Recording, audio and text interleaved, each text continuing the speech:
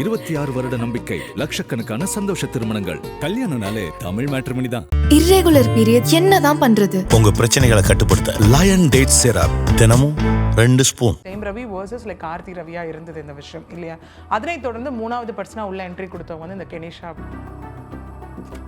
Wife husband கூடயோ, husband wife கூடயோ ஒரு லீகல் ப்ரொசீடிங்ஸ் போயிட்டு இருக்கும் போது இன்னொருத்தவங்க கூட இந்த மாதிரி வெளியில போகலாமா? ஏன்னா அது எங்கே தொடங்குச்சு அப்படின்னா, ஆர்த்தி அவர்களை வந்து இந்த இடத்துல ரொம்ப வந்து டிஃபேம் பண்ணுறாங்க, டீமீன் பண்ணுறாங்கன்றதுல தான் ஆரம்பிச்சது இது இல்லையா? அதாவது சைபர் புல்லிங், ஸ்டாக்கிங் அந்த மாதிரி விஷயம் ஆரம்பிச்சு எங்கேயோ ஒரு இடத்துல அவங்கள கால்கள் என்னை வந்து கையை அறுத்துக்கிட்டு தான் கல்யாணம் பண்ண வச்சாங்க அப்படிங்கிற ஒரு விஷயம் இருந்தது. பிளாக்மெயில் பண்ணி கல்யாணம் பண்ண வச்சாங்க அப்படிங்கிற ஒரு விஷயம். அவங்களுக்கு கை அறுத்துக்கிட்டு தான் என்ன கல்யாணம் பண்ணாங்க. பிளாக்மெயில் மேரேஜ் தான். எனக்கும் கெனிஷாவுக்கும் ஏதாவது ஆனா அவங்க தான் பொறுப்பு, அவங்களெல்லாம் விட்டு வைக்க மாட்டேன்ற விஷயம். குழந்தைங்களை வந்து என்ன பார்க்க அலோவ் பண்றதே இல்லை. அங்க லவ் இல்லை, எதுவுமே இல்லை அப்படின்றதுனா 2 குழந்தைங்க ஆயாச்சு. வந்து அவரோட கன்சென்ட்டே இல்லாமல் நடந்த மேரேஜ்னு சொல்லி அது நல் அண்ட் வாய்டு வாங்கியிருக்கலாம். அவங்களுக்கு இருக்கக்கூடிய ஆப்ஷன் வந்து விசிட்டேஷன் ரைட்ஸும் கஸ்டடி பெட்டிஷனும். அதையே அவர் கொண்டு வரல. இல்லைங்க குழந்தைங்க எனக்கு வேணும், இந்த மாதிரியான விஷயங்கள் இருக்குது, இந்த அலிகேஷன்ஸ்லாம் நான் அவங்க மேலே ஆர்த்தி அவங்க மேலே வைக்கிறேன் அப்படின்னு அவர்கிட்ட எவிடன்ஸ் இருந்தால் ப்ரூவ் பண்ணி கஸ்டடி வாங்கியிருக்கலாமே குழந்தைங்களை. ஏன் அவர் அதை பண்ணல? குழந்தைங்களோட ஃபீஸை பற்றி பேசியிருந்தார். 50 லட்சம் ரூபா 2 பேர் ஸ்கூல் ஃபீஸ். எத்தனை வருஷம் நான் கட்டி பார்த்துட்டு இருக்கேன். 2025 இருந்து அவர் குழந்தைங்களுக்கு ஸ்கூல் ஃபீஸ் கட்டலன்ற ஒரு விஷயமும் இங்கே ரெஜிஸ்டர் ஆயிருக்கு. சொல்யூஷன் கிடைக்குது ஒன்றுனாலனா அது மீடியாவில் அட்ரஸ் பண்ணுற விஷயம் கிடையாது. இது டிஃபேம் பண்ணுற ஒரு விஷயம் தான். இது அவர் கோர்ட்டில் ஒரு விஷயமாவோ இல்லை அவர் வந்து ஒன் ஆஃப் த விட்னஸாவோ அவர் ப்ரொடியூஸ் பண்ணியிருக்கலாம். இதே லைக் ஜெயம் ரவி அவர்கள் தான் எனக்கு இந்த மாதிரி இருக்கு, இந்த லைஃப்பை விட்டு வெளியில் வரணும் அப்படின்னும் போது அவர் எடுத்த ஒரு ஆப்ஷன் என்னென்னா லீகல் பிளாட்ஃபார்மாக இருந்தது, தட் இஸ் டிவோர்ஸாக இருந்தது. இப்போ மற்றதுக்கும் அவர் எடுத்துருக்கலாம் இல்லையா? ஏன்னா அவர் வந்து நேமை மட்டும்தான் சொல்லலை, ஒருத்தவங்களை ஸ்பெசிஃபை பண்ணும்போது அவங்களும் ஒரு போஸ்ட் போட்டிருந்தாங்க இல்லையா? என்னதான் தேர்ட் பர்சனோட இன்வால்மெண்ட் உள்ளே இருந்தாலும் அட் எண்ட் ஆஃப் தி உங்கள் லைஃப்பை டிசைட் பண்ண போகிறது நீங்கள் தான் இல்லையா? ஏன்னா இங்கே வந்து யாருமே வந்து குழந்தைங்க கிடையாது, எல்லாருமே அடல்ட். அவங்க என்ன பண்ணுறாங்கன்னு அவங்களுக்கு தெரியும். இப்போ இதுதான் இங்கே பேச போகுது. இங்கேயும் ப்ரூஃப் இருக்கா, இங்கேயும் ப்ரூஃப் இருக்கா, அந்த ப்ரூஃப் எதை நிரூபிக்க போகுது? ஐபிசி மங்கை நேயர்கள் அனைவருக்கும் அன்பு வணக்கம். இன்னைக்கு நம்ம கூட லீகலி ஃபிட் சீரீஸ்ல நிறைய தகவல்களை பகிர்ந்து கொள்வதற்காக அட்வொகேட் பிரியதர்ஷினி மேம் நம்ம கூட இணைந்திருக்கிறார்கள். மேம் வணக்கம். வணக்கம் மேம். சமீபத்தில் வந்து சமூக ஊடகங்களில் ரொம்ப பரபரப்பாக போயிட்டு இருக்க ஒரு விஷயம் என்ன அப்படின்னா, ரவிமோகன் கொடுத்துருக்க ப்ரெஸ் மீட். ஸோ ஆல்ரெடி வந்து ரவிமோகன் அண்ட் ஆர்த்தி அவங்க 2 பேருடைய இல்லற வாழ்க்கையும் விவாகரத்தை நோக்கி போயிருந்துச்சு.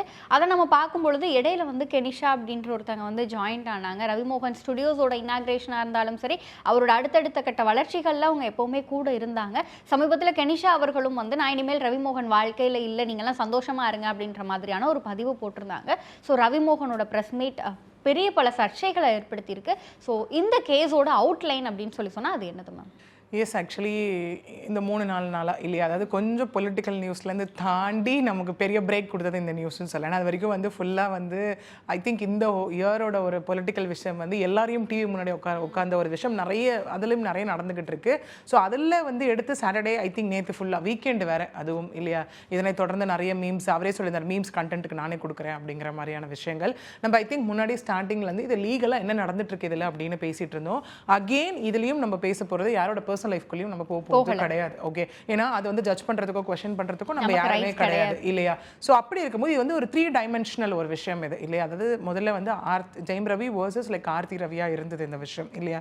அதனை தொடர்ந்து மூணாவது பர்சனா உள்ள என்ட்ரி கொடுத்தவங்க வந்து இந்த கெனிஷா அப்படிங்கிறவங்க என்ட்ரி கொடுத்து ஏன் அவங்கள இந்த இடத்துல பேசப்பட்டாங்க அப்படின்னா, அவர் கூடவே இருக்கிறது, எங்கே போனாலும் வந்தாலும் இருக்கக்கூடிய ஒரு விஷயம். அதாவது நம்ம முதல்ல இருந்து விவாதிக்கிற ஒரு விஷயம் என்னவா இருந்தது அப்படின்னா, ஒரு விஷயம் அதாவது அவங்க ஒய்ஃப் ஹஸ்பண்ட் கூடயோ, ஹஸ்பண்ட் ஒய்ஃப் கூடயோ ஒரு லீகல் ப்ரொசீடிங்ஸ் போயிட்டு இருக்கும் போது இன்னொருத்தவங்க கூட இந்த மாதிரி வெளியில் போகலாமா வரலாமா அப்படிங்கிற ஒரு விஷயம் தொடர்ந்து பேசப்பட்டுட்டு வந்த ஒரு விஷயம் என்ன அப்படின்னா, அகெயின் அதில் நம்ம சொன்ன விஷயம் என்னவா இருந்தது அப்படின்னா, கோர்ட் எஸ் வெளியில் போஸ்ட் பண்ணுற ஃபோட்டோஸோ வீடியோஸோ அதை முழுமையான எவிடன்ஸாக எடுத்துக்க மாட்டாங்க. பட் அவங்கக்கிட்ட இதை ப்ரூவ் பண்ணுறதுக்கான பர்சனல் எவிடன்ஸ் இருந்தது, இல்லை ரிலேட் பண்ணக்கூடிய விஷயங்கள் இருந்தது அப்படின்னா அந்த விஷயம் பெருசாக அங்கே எவிடன்ஸாக எடுத்துக்கப்படும் அப்படிங்கிற ஒரு விஷயம் வந்து நம்ம தொடர்ந்து இங்கே டிஸ்கஸ் பண்ணிட்டு இருந்தோம் இல்லையா? ஸோ அந்த மாதிரி இங்கே ஃபர்ஸ்ட் ஐ திங்க் கெனிஷா அவர்கள் போட்ட ஒரு விஷயம் வந்து வைரல் ஆச்சு இல்லையா? அதாவது வந்துட்டு அவங்க என்னென்ன ஃபேஸ் பண்ணாங்க, அவங்க அப்பா அம்மா பற்றின ஸ்டோரிஸ் எல்லாமே அவங்க அந்த இடத்துல பேசியிருந்தாங்க இல்லையா. அதாவது எப்படி வந்து அவங்க பாரில் பாட ஆரம்பித்து இது வரைக்கும் வந்து அவரை நான் உங்ககிட்டயே விட்டுடுறேன், நீங்கள் இனிமேல் அவரை பார்த்துக்கோங்க, நான் ஹெல்ப் பண்ண தான் வந்து தெரப்பி பண்ண தான் உள்ளே வந்தேன் அப்படிங்கிற மாதிரியான விஷயங்கள். இது மெசேஜஸ்லாம் நான் ரிப்ளை பண்ணல, பாட் மெசேஜஸோட ரிப்ளையாக இருந்தது. ஏன்னா அது எங்கே தொடங்குச்சு அப்படின்னா ஆர்த்தி அவர்களை வந்து இந்த இடத்துல ரொம்ப வந்து டீஃபேம் பண்ணுறாங்க, டீமீன் பண்ணுறாங்கன்றதுல தான் ஆரம்பிச்சது இது இல்லையா. அதாவது சைபர் புல்லிங், ஸ்டாக்கிங் அந்த மாதிரி விஷயம் ஆரம்பிச்சு எங்கேயோ ஒரு இடத்துல அவங்களை கால் கேர்ள் அப்படின்னு எல்லாம் பேசப்பட்ட ஒரு விஷயமா தான் இது வந்து ஆரம்பிச்சது இந்த இடத்துல. அதுக்கப்புறம் இல்லை ஹேக் பண்ணப்பட்டுருச்சு அக்கௌண்ட் அப்படிங்கிற மாதிரி விஷயங்கள் எல்லாமே நடந்தது. இன்னொரு பக்கம் ஆர்த்தி ரவி அவர்கள் தரப்புல இருந்து இல்லை கோர்ட்டுக்கு போயிட்டு வந்து இந்த மாதிரி கெனிஷா அவர்கள் இனிமே இந்த மாதிரி தவறான விஷயங்களை பரப்பக்கூடாது அப்படின்னு சொல்லி ஆர்டர் வாங்கிட்டு வந்ததா ஒரு விஷயம் இருக்கு. இவங்க வந்து என் கைக்கு எந்த ஆர்டரும் வரல, என்ன யாரும் காண்டாக்ட் பண்ணல அப்படிங்கிற மாதிரி விஷயங்கள் எல்லாமே பேசிட்டு நான் சோஷியல் மீடியாலேருந்து வெளியில் இருக்க போகிறேன் அப்படிங்கிற மாதிரி ஒரு வீடியோ போட்டிருந்தாங்க. அந்த வீடியோ டெலிட் ஆகிடுச்சு, ஐ மீன் ரிமூவ் பண்ணப்பட்டாச்சு. அதுக்கப்புறம் அது ஒரு கேரோசல் போஸ்ட் அந்த இடத்துல இருந்தது இல்லையா. இதனை தொடர்ந்து தான் வந்து சாட்டர்டே ஈவினிங் வந்துட்டு ஒரு பர்சனல் ப்ரெஸ் மீட், ஏன்னா அது வந்து ஒரு ப்ரொஃபஷன் சார்ந்தது அல்ல, ஒரு பர்சனல் ப்ரெஸ் மீட் அப்படின்னு சொல்லிட்டு அங்கே வந்து ரவிமோகன், ஜெயம் ரவி அவர்களும் நிறைய விஷயத்தை பற்றி பேசியிருக்காங்க. இந்த இடத்துல என்ன ஒரு விஷயம் அப்படின்னு சொன்னால் ஆல்ரெடி வந்து டிவோர்ஸ் போயிட்டு இருக்கு. கெனிஷா அவர்கள் கூட வந்து ஒரு பாண்டிங் வந்து ஜெயம் ரவி அவர்களுக்கு இருக்கு. ஸோ எவ்வளோ பிரச்சனைகள் நடந்திருக்கு இவங்களுக்குள்ள, ஆனால் சடனாக இந்த நேரம் அப்படிங்கிறத ஏன் வந்து ரவிமோகன் சூஸ் பண்ணார் அப்படிங்கிற ஒரு பெரிய கேள்வி இருக்குல்ல. எக்ஸாக்ட்லி, இதுதான் நான் அடுத்ததும் சொல்ல வந்தேன். ஏன்னா அதில் நிறைய அக்விசிஷன்ஸ் வச்சிருந்தாரு இல்லையா, அதெல்லாம் ஏன் அப்போ இல்லாமல் வை நவ் அப்படிங்கிற ஒரு கொஸ்டின் அந்த இடத்துல இருக்கு இல்லையா. அதில் மெயினாக ஃபஸ்ட்டு பார்க்கப்பட்ட விஷயம் வந்து நம்ம லீகல் வைஸே போவோம் ஒன்று, அதாவது என்னை வந்து கையை அறுத்துக்கிட்டு தான் கல்யாணம் பண்ண வச்சாங்க அப்படிங்கிற ஒரு விஷயம் இருந்தது. பிளாக்மெயில் பண்ணி கல்யாணம் பண்ண வச்சாங்க அப்படிங்கிற ஒரு விஷயம். அப்புறம் அவருமே வந்து சைபர் ஸ்டாக்கிங் பற்றி பேசியிருந்தாரு, அப்புறம் வந்து சைபர் புல்லிங் பற்றி பேசியிருந்தாரு. இன்னைக்கு ஒரு பொண்ணு நீங்கள் வெளியில் அனுப்பிச்சிட்டிங்கன்றதை பற்றி பேசியிருந்தாரு. எனக்கும் கெனிஷாவுக்கும் ஏதாவது ஆனால் அவங்க தான் பொறுப்பு, அவங்களெல்லாம் விட்டு வைக்க மாட்டேன்ற விஷயமா இருக்கட்டும். இன்னொன்று குழந்தைங்களை வந்து என்னை பார்க்க அலோவ் பண்ணுறதே இல்லை, எப்பயும் 2 பவுன்சஸ் கூட இருக்காங்கன்ற மாதிரியான விஷயங்கள் எல்லாமே இருக்குது. ஒரு குரூப் வந்து என்னையே வச்சு பார்த்துக்கிட்டு இருக்காங்க அப்படிங்கிற மாதிரி விஷயம். ஐ திங்க் இந்த இடத்துல வந்து நீங்கள் சொன்னீங்க குழந்தைகளை வந்து என்னை பார்க்க விடலை அப்படின்னு சொன்னீங்க.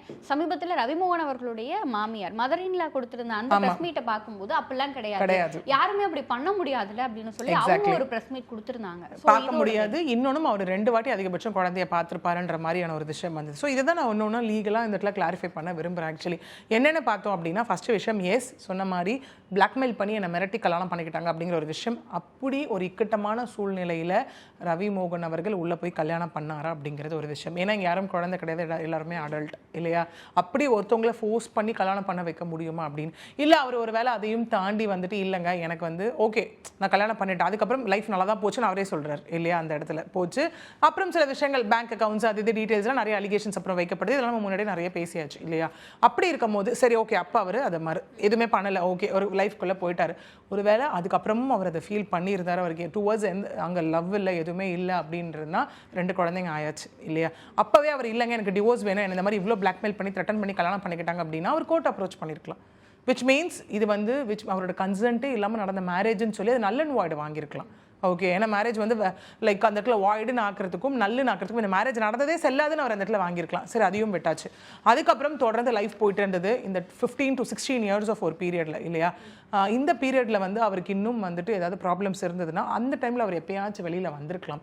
பட் ஆனால் நம்ம அவங்க கொடுத்த அதுக்கப்புறம் லைக் கப்பிள் அந்த ப்ரெஸ் மீட்டாக இருக்கட்டும், தட் இஸ் லைக் ஏதாவது ப்ரைவேட் சேனல்ஸ்க்கு கொடுத்த ஒரு இதுவாக இருக்கட்டும், அந்த மாதிரியான விஷயங்கள் வரும்போது ரொம்ப ஹாப்பியாக ரொம்ப இதுவாக தான் லைஃப் லீட் பண்ணுற மாதிரி தான் அங்கே இருந்தது இல்லையா. அந்த மாதிரியான ஒரு விஷயம். இன்னொன்று ஓகே இந்த 15-16 இயர்ஸாக அவர் வெளியில் வரல, ஆல் ஆஃப் அ சடன் ஒரு நாள் வெளியில் வந்தார். தட் இஸ் செப்டம்பர் 2024 வந்து அந்த ஒரு டிவோர்ஸ்ன்றதை ஃபைல் பண்ணி அங்கேயும் மாறி நடத்தப்பட்டது. இவர் ஒரு விஷயம் அலிகேஷன் சொன்னால் ஆர்த்தி அவர்கள் திரும்ப ரிப்ளை பண்ணாங்க.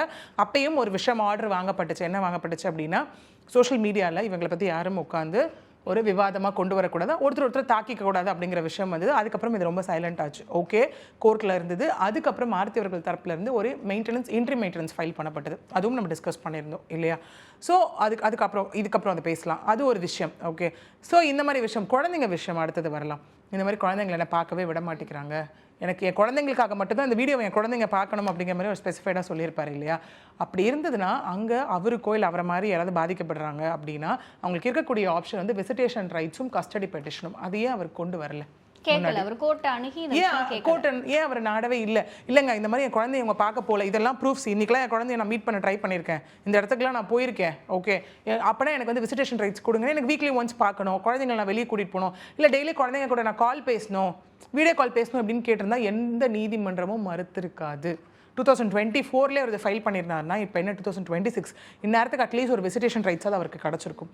அதுக்கப்புறம் GWOP guardianship and what's act கீழே கஸ்டடி பெட்டிஷன், இல்லைங்க குழந்தைங்க எனக்கு வேணும், இந்த மாதிரியான விஷயங்கள் இருக்குது, இந்த அலிகேஷன்ஸ்லாம் நான் அவங்க மேலே ஆர்த்தி அவங்க மேலே வைக்கிறேன் அப்படின்னு அவர்கிட்ட எவிடன்ஸ் இருந்தால் ப்ரூவ் பண்ணி கஸ்டடி வாங்கியிருக்கலாமே குழந்தைங்களை. ஏன் அவர் அதை பண்ணல? தான் நமக்கு ரவிமோகன் மேலே ஒரு லேக் வருது அப்படிங்கிற ஒரு விஷயம். லீகலாக ஏன் இதை பண்ணலை? பிகாஸ் பர்சனல் எதுவுமே இங்கே நமக்கு வேண்டாம். லீகலாக அப்படின்னு பார்க்கும்போது ஏன் இவர் வந்து இதை லீகலாக பண்ணலை அப்படிங்கிற ஒரு கொஸ்டின் நமக்கு வருது இல்லையா? இதுக்கு தான் அப்படியே லைக் சுஜாதா மேம் கிட்ட கேட்கும்போது அவங்க ஒரு விஷயம் சொல்லியிருந்தாங்க, கண்டெம்ட் ஆஃப் கோர்ட்டுன்னு ஒரு வார்த்தையை மென்ஷன் பண்ணியிருந்தாங்க. ப்ரெஸ் அந்த இடத்துல கொஸ்டின் கேட்கும்போது இல்லைங்க இது கண்டெம்ட் ஆஃப் கோர்ட்டுங்க, இதை பற்றி பேச முடியாதுங்க அப்படின்னு சொல்லியிருந்தாங்க. எஸ், இந்த மாதிரி கோர்ட்டில் ஒரு ஆர்டர் இருக்கப்போ அதன் மீது அவங்க பேசுகிறாங்க அப்படின்னா yes it amounts to contempt of court. Okay, but இங்கே இவர் வந்துட்டு வெளியில் வந்து இவர் பேசிட்டார். இதற்கான ரிப்ளையை ஆர்த்தி அவர்களும் வந்து இங்கே ப்ரெஸ்ஸை மீட் பண்ணி கொடுக்க போகிறாங்களா இல்லை கோர்ட்டில் பார்த்துக்க போகிறாங்களான்ற ஒரு விஷயம் இருக்குது. அவங்க கண்டிப்பாக மீடியாவை அட்ரஸ் பண்ணணும் அப்படிங்கிற எந்தவித ஸ்ட்ரிக்ட் ஒரு ரூலும் இங்கே கிடையவே கிடையாது. It's up to them, up to her actually. Okay, so அது அவங்க டிசைட் பண்ண வேண்டிய ஒரு விஷயம். ஸோ லீகலாக அவர் ஏன் இந்த ரெண்டு விஷயத்தையும் எடுக்கல? ரெண்டாவது, மூணாவது இன்னொரு விஷயம் அவர் அங்கே என்ன பேசியிருந்தார் அப்படின்னா குழந்தைங்களோட ஃபீஸை பற்றி பேசியிருந்தார். 50 lakhs நான் வந்து என் குழந்தைங்களுக்கு நான் தான் ஃபீஸ் கட்டிட்டு இருக்கேன். ஆமாம், 50 lakhsக்கு நான் தான் கட்டிட்டு இருக்கேன் அப்படின்னு இன்டர்நேஷனல் ட்ரிப் மட்டும் அவங்களால போக முடியுது, தட் இஸ் கொரியா மட்டும் போக முடியுது அவங்களால அப்படிங்கிற மாதிரி பேசியிருந்தாரு. இதில் இன்னொரு விஷயமும் இப்போ என்ன ஆர்டர் ஆயிருக்கு அப்படின்னா, அதாவது மார்ச் ஆர் ஏப்ரல் 2025 அவர் குழந்தைங்களுக்கு ஸ்கூல் ஃபீஸ் கட்டலன்ற ஒரு விஷயமும் இங்கே ரெஜிஸ்டர் ஆயிருக்கு. இப்போ இது நமக்கு ப்ரூஃபாக இருக்கு. Okay, which means school fees கட்டலை அப்படின்னும் போது அகைன் நம்ம அதை பற்றியும் பேசினோம். இன்ட்ரீம் பெட்டிஷன் போயிட்டு இவங்க 40 lakhs கேட்டிருந்தாங்க இல்லையா மந்த்லி. அப்பயும் நிறைய சர்ச்சை வந்தது, பணத்துக்காக ஆர்த்தி அவர்களை வாழ்ந்தாங்களா, இன்னும் இப்படி கேட்குறாங்க அப்படி கேட்குறாங்கன்னு. அப்பயும் நம்ம ஒரு விஷயம் டிஸ்கஸ் பண்ணியிருந்தோம். என்ன அப்படின்னா, அவங்க ஸ்டாண்டர்ட் ஆஃப் லிவிங்கை பொறுத்து தான் அங்கே மெயின்டெனன்ஸோ இன்ட்ரி மெயின்டெனன்ஸ் அமௌண்ட்டும் டிசைட் ஆகும் அப்படிங்கிறது விஷயம் இல்லையா? ஏன்னா இது நம்ம வந்து நிறைய கேசஸ் பற்றி பேசும்போது for example 1 lakh or 1 crore or 10 crore இப்படி சம்பாதிக்கிறவங்களுக்கு ஒரே மாதிரியான மெயின்டெனன்ஸ் அமௌண்ட் அவங்க வந்து டிசைட் பண்ண முடியாது இல்லையா? இன்னொன்று, குழந்தைங்க எந்த ஸ்கூலில் படிக்கிறாங்க, என்ன மாதிரியான ஒரு அட்மாஸ்பியரில் குழந்தைங்க வளர்றாங்க, ஒருவேளை வீடு வாங்கியிருந்தா வீடோட இஎம்ஐ, கார் இருந்தால் காரோட இஎம்ஐ, ஜாயின்ட் ப்ராப்பர்ட்டியாக இருந்தால் 2 பேரும் சேர்ந்து இஎம்ஐ கட்டுறாங்களா, இந்த மாதிரியான இவ்வளோ விஷயங்களை வைத்து மட்டும்தான் இது டிசைட் செய்யப்படுது. ஸோ அங்கே என்ன சொல்லப்படுதுன்னா, மார்ச் போன வருஷம்லேருந்து ஏப்ரல்லேருந்து ஆர்த்தி அவர்கள் சைடில் தான் ஸ்கூல் ஃபீஸும் கட்டுறாங்க, இருக்கக்கூடிய வீட்டுக்கு இஎம்ஐயும் கட்டுறாங்கன்னு ஒரு விஷயமும் இங்கே லைக் சோர்சஸ்லேருந்து ஒரு ஸ்டேட்மெண்ட்டும் இந்த இடத்துல இருக்குது. ஓகே, நம்ம இப்போ இந்த இடத்துல வந்து ரவிமோகன் அவர்கள் ப்ரெஸ் மீட் கொடுத்துருந்தாரு. அப்போ அவர் தனியாக கொடுக்கல, என்னோட பிரதரின்லாம் இவருமே வந்து அதே ஃபேமிலினால நிறைய அஃபெண்ட் ஆகிருக்காரு அண்ட் இவருமே வந்து டிவோர்ஸ் வாங்கிட்டார் அப்படிங்கிற ஒரு விஷயத்த வந்து சொல்லியிருந்தாரு அண்ட் அவருமே ப்ரெஸ் மீட் கொடுத்துருந்தாரு. ஸோ இந்த விஷயம் எப்படி பார்க்குறீங்க? எஸ், அந்த விஷயம் கூடவே இன்னொன்று ஸ்பெசிஃபை பண்ணியிருந்தார். என்னென்னா ஒரு 5 டிவோர்ஸ் ஆயிருக்கு அந்த இதில் அப்படின்னு. அந்த ஃபேமிலியில் அப்படின்னும் போது ஃபேமிலியில் வந்து அது எக்ஸ்டெண்டடாக எவ்வளோ ரிலேஷன்ஷிப் வேணால் இருப்பாங்க. ஓகே, அதாவது 2 பேர் சார்ந்தது ஃபேமிலி கிடையாது. நம்ம எப்படி சொல்லுவோம், அதாவது அவங்களோட ரிலேட்டிவ் இவங்களோட ரிலேட்டிவ் ஒரு கம்ப்ளீட் ஃபேமிலி, அவங்க ஃபேமிலியிலப்பா அப்படின்னு தானே சொல்லுவோம். இன்றைக்கி டிவோர்ஸ் அப்படிங்கிறது வந்து பார்த்தோம் அப்படின்னா கண்டிப்பாக எல்லார் ஃபேமிலியும் இன்றைக்கி இருக்க ஜென்ரேஷனில் ஏதோ ஒன்று இருந்துட்டு தான் இருக்குது எங்கேயோ ஒன்று. விச் மீன்ஸ் அதை நான் நார்மலைஸ் பண்ணலை, பட் ரிலேட்டபிலிட்டிக்காக அதை நான் சொல்கிறேன். ஓகே, அந்த மாதிரியான ஒரு விஷயம். இன்னொன்று வந்து அந்த கோ பிரதர்ன்ற மாதிரி ஐ திங்க் பிரசாத் அப்படின்னு சொல்லிட்டு அவர் அந்த இடத்துல பேச சொல்லியிருப்பார் இல்லையா? அதாவது நான் சொல்கிறதுக்கு ஆமாவா இல்லையான்னு மட்டும் சொல்லுங்கள் ப்ரோ அப்படிங்கிற மாதிரி சொல்லிட்டு, இவரும் அந்த குடும்பத்தால் பாதிக்கப்பட்டவர் தான், இவரும் டிவோர்ஸ் வாங்கியிருக்காரு அப்படிங்கிற மாதிரி விஷயம் எல்லாமே அவர் மீடியாவில் அட்ரஸ் பண்ணுறாரு. இன்னொன்றும் இது வந்துட்டு சொல்யூஷன் கிடைக்குது ஒன்றுனாலனா அது மீடியாவில் அட்ரஸ் பண்ணுற விஷயம் கிடையாது. இது டிஃபேம் பண்ணுற ஒரு விஷயம் தான். இது அவர் கோர்ட்டில் ஒரு விஷயமாவோ இல்லை அவர் வந்து ஒன் ஆஃப் த விட்னஸாவோ அவர் ப்ரொடியூஸ் பண்ணியிருக்கலாம்.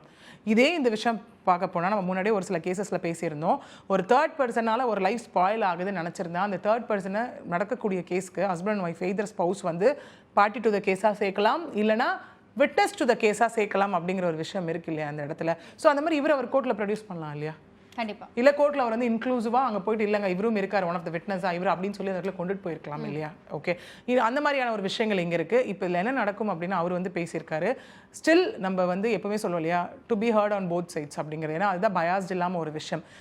ஒரு தரப்பை கேட்டுட்டோம், இன்னொரு தரப்பு என்ன சொல்ல போகிறாங்க அப்படிங்கிறது ஒரு விஷயம் இருக்குது. அப்படியே இருந்தாலும் we are no one to judge. இவங்க இதை சொன்னாங்கப்பா, இவங்க இதை சொன்னாங்கப்பா. Okay, at the end of the day இது கோர்ட்டில் இருக்குது. கோர்ட் எதை வச்சு என்ன எவிடன்ஸ் வச்சு டிசைட் பண்ண போகிறாங்களோ அந்த ஒரு விஷயம் தான் நீங்கள் உண்மையான விஷயமாகவே கருதப்பட வேண்டும் அப்படிங்கிறது தான். ஆமாம், இப்போ ரீசெண்டாக ஆர்த்தி அவர்கள் அவங்களுடைய சோஷியல் மீடியா பேஜில் ஒரு போஸ்ட் போட்டிருந்தாங்க. ஒரு லைன் வந்து எப்போவுமே தூங்கிட்டு இருக்கும், அதை எழுப்ப முடியாது, பட் அது வந்து ஒரு மதர் லைனாக இருந்துச்சு அப்படின்னு சொன்னால் அதுக்கான பிரச்சனை வரும்போது அது அவங்களோட குழந்தைங்களை பாதுகாக்கிறதுக்காக வந்து கண்டிப்பாக எந்த அளவுக்கு போகணுமோ அந்த அளவுக்கு போகும்னு சொன்னாங்க. ஸோ அந்த போஸ்ட்டில் வந்து நடிகை குஷ்பு அவர்களுமே வந்து கமெண்ட் பண்ணியிருந்தாங்க. அண்ட் ரவிமோகன் கொடுத்திருந்த அந்த ப்ரெஸ் மீட்லேயுமே வந்து 3ஆம் நபராக ஒருத்தங்களை வந்து சொல்லியிருந்தாங்க. அண்ட் ஆப்வியஸ்லி அது பார்க்குற எல்லாருக்குமே வந்து யாரை சொன்னாங்க அப்படிங்கிற ஒரு விஷயமும் தெரிஞ்சிருந்துச்சு. அந்த 3 எழுத்து இட்லி நடிகை அப்படின்னு சொல்லி இன்னொருத்தங்களை வந்து அதில் இன்வால்வ் பண்ணியிருந்தாங்க. ஸோ இது என்ன மாதிரியான விஷயம்? அண்ட் நிறைய பேருமே வந்து இந்த தேர்ட் பர்சன்னால ஃபேமிலி இதாச்சோ அப்படின்ற மாதிரியான நிறைய விஷயங்களை சொல்லிட்டு இருக்காங்க. ஸோ இப்போ தேர்ட் பர்சனை இன்வால்வ் பண்ணுறதும், தேர்ட் பர்சன்னால ஃபேமிலி வந்து பிரிஞ்சிருக்கு அப்படின்னு சொல்லி நம்புறதும், அண்ட் அவரோட டிக்னிட்டியை இவங்க தான் ஸ்பாயில் பண்ணுறாங்கன்னு சொல்லி ஒரு பொது வெளியில் சொல்கிறதும் அப்படிங்கிறது எந்த அளவுக்கு சட்டத்தால் அங்கீகரிக்கப்பட்டிருக்கு அண்ட் இது சரியா? எஸ், சி இந்த மாதிரி ஒரு விஷயம் that is when it comes to this defamation or demeaning or something, இந்த மாதிரி ஒரு தேர்ட் பர்சன் வரும்போது எஸ் அகெயின் நமக்கு ஈச் அண்ட் எவ்ரிதிங் நம்ம பாதிக்கப்படுற எல்லா விஷயத்துக்கும் நமக்கு காவல் நிலையமோ நீதிமன்றமோ அங்கே இருக்குது அப்படிங்கிறத யாருமே மறுக்க முடியாது இல்லையா? இதே லைக் ஜெயம் ரவி அவர்கள் தான் எனக்கு இந்த மாதிரி இருக்கு, அந்த லைஃப்பை விட்டு வெளியில் வரணும் அப்படின்னும் போது அவர் எடுத்த ஒரு ஆப்ஷன் என்னன்னா லீகல் பிளாட்ஃபார்மாக இருந்தது, தட் இஸ் டிவோர்ஸாக இருந்தது. அப்போ மற்றதுக்கும் அவர் எடுத்துருக்கலாம் இல்லையா? ஏன்னா அவர் வந்து நேமை மட்டும்தான் சொல்லலை, ஒருத்தவங்களை ஸ்பெசிஃபை பண்ணும்போது அவங்களும் ஒரு போஸ்ட் போட்டிருந்தாங்க இல்லையா? ஏன்னா அவங்கள நிரூபிக்கிறதுக்காக அவங்க வந்துட்டு இங்கே மெனக்கிடுறாங்க அப்படிங்கிற மாதிரியான ஒரு போஸ்ட் வந்து அவங்களும் போட்டிருந்தாங்க இந்த இடத்துல. ஸோ இங்கே என்ன ஒரு விஷயம்னா, நம்ம ஈவன் ஒரு டிவோர்ஸ் கவுன்சிலிங்னு வரும்போது நம்ம சொல்லக்கூடிய ஒரு விஷயம் என்னவா இருக்கும் அப்படின்னா, என்னதான் தேர்ட் பர்சனோட இன்வால்மெண்ட் உள்ளே இருந்தாலும் at the end of the உங்கள் லைஃப்பை டிசைட் பண்ண போகிறது நீங்கள் தான் இல்லையா? ஏன்னா இங்கே வந்து யாருமே வந்து குழந்தைங்க கிடையாது, எல்லாருமே அடல்ட். அவங்க என்ன பண்ணுறாங்கன்னு அவங்களுக்கு தெரியும், அவங்க என்னென்ன கோ த்ரூ பண்ணுறாங்கன்னு அவங்களுக்கு தெரியும், நம்ம லைஃப் நம்ம எப்படி இது பண்ணணும்னு தெரியும். சரி, ஒரு கடத்துக்கு மேலே இன்டர்வென்ஷன் இருக்கா, எங்கள் லைஃப்குள்ளே நீங்கள் வராதிங்க, உங்களுக்கு இதுதான் லிமிட், நீங்கள் தள்ளி நில்லுங்கன்னு சொல்கிறதுக்கு ரொம்ப நேரம் ஆகாது இல்லையா? அவங்க வந்து அவங்க இன்ஃப்ளூயன்ஸ் பண்ணி போகிற அளவுக்கு ஒரு விஷயம் இருக்கா அப்படிங்கிறது இப்போ வந்து நம்ம ஜட்ஜ் பண்ணக்கூடிய ஒரு இதில் கிடையாது. ஏன்னா ஒரு தரப்பு அப்படிங்கிற போது நம்ம கிடையவே கிடையாது இல்லையா? இவரும் திரும்ப திரும்ப சொல்லக்கூடிய அங்கே ஒரு விஷயம் என்னவா இருக்குது அப்படின்னா, எவிடன்ஸ் இருக்குது, இன்னும் ப்ரூஃப் இருக்குது, எல்லாம் ஒன்று ஒன்றா வெளியில் வரும், ஆர்த்தி ரவி அவர்களுமே வந்து தேவைப்படுற சமயத்தில் என்கிட்ட இருக்க ப்ரூஃப்ஸை நான் சப்மிட் பண்ணுவேன் அப்படிங்கிற ஒரு விஷயத்தையும் ஸ்டேட்மெண்ட். ஸோ எக்ஸாக்ட்லி இப்போ இதுதான் இங்கே பேச போகுது. இங்கேயும் ப்ரூஃப் இருக்கா, இங்கேயும் ப்ரூஃப் இருக்கா, அந்த ப்ரூஃப் எதை நிரூபிக்க போகுது, யார் சரி யார் தவறுன்னு நிரூபிக்கப்பட போகுது அப்படிங்கிறத வைத்து மட்டும்தான் அந்த விஷயம் வந்து இங்கே டிசைட் ஆகவே போகுது இல்லையா? ஸோ இங்கே அந்த 3வது நபரை பற்றி அவரை சொன்ன ஒரு விஷயம் நமக்கு எந்த விதத்துலையும் கன்ஃபார்ம்டாக தெரியாது. ஸோ அதன் மீது நம்ம ஒரு விமர்சனமோ இதுவோ வைக்கிறது அப்படிங்கிறது it is not a right thing. Ma'am, இப்போ இந்த கேஸோடைய அடுத்த கட்ட படிநிலை நெக்ஸ்ட் ப்ரொசீஜர் அப்படிங்கிறது என்ன மாதிரி இருக்கும், எப்படி போகும்? எஸ், அந்த மெயின்டெனன்ஸ் பெட்டிஷன் மீது, அதாவது இன்டரிம் மெயின்டெனன்ஸ் வந்து இந்த மாதிரி லைக் ஒரு ஃபேமிலி கோர்ட்டில் லோவர் கோர்ட்டில் வந்து அவங்க பண்ணியிருக்காங்க. இது வந்து அவங்க துரிதப்படுத்தி இது அவங்க அடுத்தது கொண்டு போகலன்னு அவங்க ஹைகோர்ட்டை வந்து அப்ரோச் பண்ணியிருக்காங்க. ஆர்த்தி ரவி அவர்கள் தரப்புலேருந்து அப்ரோச் பண்ணதில் ஹைகோர்ட் வந்து இப்போ ஒரு தீர்ப்பு கொடுத்துருக்காங்க. என்ன கொடுத்துருக்காங்க அப்படின்னா, that is on like 14/5/2026 high court என்ன சொல்லியிருக்காங்கன்னா, இன்னும் 2 வாரத்திற்குள் ஓகே, அதாவது அவங்க போட்ட அந்த இடைக்கால மனு இருக்கு இல்லையா, இன்ட்ரி பெட்டிஷன் ஜீவனாம்சம், அதன் மீது நடவடிக்கை எடுத்து தீர்ப்பு கொடுக்கணும்னு சொல்லியிருக்காங்க.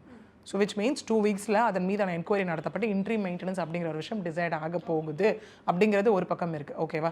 இன்னொரு பக்கம் வந்து ஆர்த்தி ரவி அவர்கள் தரப்புலேருந்து இந்த மாதிரி ஒரு விஷயத்துக்கு எப்படி ரியாக்ட் பண்ண போகிறாங்கன்னு இப்போ ஒன்று இருக்குது. ஏன்னா அவங்க வந்து கண்டெம்ட் ஆஃப் கோர்ட், நான் எதுவும் பேசல, கோர்ட்டில் பேசிக்கிறேன் அப்படிங்கிற மாதிரியான ஒரு விஷயத்தை சொல்லியிருக்காங்க. ஓகே, ஸோ அவங்களுக்கு இருக்கக்கூடிய ஒரு விஷயம் இல்லை, இவர் இந்த மாதிரி ஆர்டர் இருந்தும் இவர் இந்த மாதிரி பேசியிருக்காரு அப்படின்ற ஒரு லீகல் பிளாட்ஃபார்மில் இருக்கக்கூடிய ஆப்ஷன்ஸ் வந்துட்டு அவங்க போய் கோர்ட் அப்ரோச் பண்ண போகிறாங்களா, ஃபர்தர் டு ஸ்டாப் திஸ் அப்படிங்கிற ஒரு விஷயம் இருக்குது, இல்லை கண்டெம்ட் ஆஃப் கோர்ட் போக போகிறாங்களா அப்படிங்கிற ஒரு விஷயம் அவங்க சைடு இருக்குது. ஸோ இதே ஜெயம் ரவி அவர்கள் தரப்பில் அவர் இவ்வளோ அலிகேஷன்ஸ் வைக்கிறாரு இல்லையா, அதுக்கு அவர் இந்த மாதிரி வந்து எனக்கு வந்து லைக் உயிருக்கு பயமோ இந்த மாதிரி விஷயங்கள் அந்த மாதிரி அவர்கிட்ட நிஜமாவே அது ப்ரூஃப்ஸ் இருந்தது அப்படின்னா அவர் ப்ராப்பர் சேனலான போலீஸையோ கோர்ட்டையோ அவங்க அப்ரோச் பண்ணலாம். இல்லை குழந்தைங்க எனக்கு அவ்வளோ முக்கியம்னு சொல்கிறவர் அடுத்தது சொன்ன மாதிரி விசிட்டேஷன் அண்ட் கஸ்டடி பெட்டிஷன் அவர் அப்ரோச் பண்ணலாம்.